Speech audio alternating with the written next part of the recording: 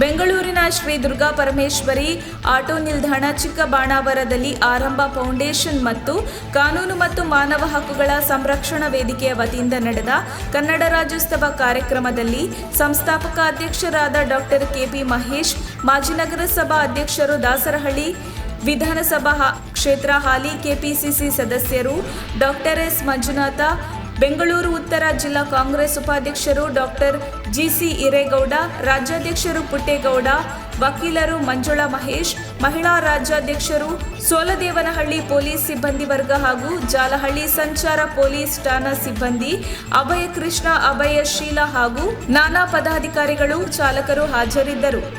ಕಾರ್ಯಕ್ರಮದಲ್ಲಿ ಚಾಲಕರಿಗೆ ಸಮವಸ್ತ್ರ ವಿತರಣೆ ಮಾಡಲಾಯಿತು. ಅಭಯ ಸೇವಾ ಸಂಸ್ಥೆಯ ವತಿಯಿಂದ ಉಚಿತ ಆರೋಗ್ಯ ತಪಾಸಣಾ ಶಿಬಿರ ಮತ್ತು ವಿಶ್ವ ಮಾನವ ಹಕ್ಕುಗಳ ದಿನಾಚರಣೆ ಹಮ್ಮಿಕೊಳ್ಳಲಾಗಿತ್ತು. ಕಾನೂನು ಅರಿವು ಮತ್ತು ಜಾಗೃತಿ ಕಾರ್ಯಕ್ರಮವನ್ನು ಕೂಡ ನಡೆಸಲಾಯಿತು. ವರದಿ ಆಂಟೋನಿ ಬೇಗೂರು.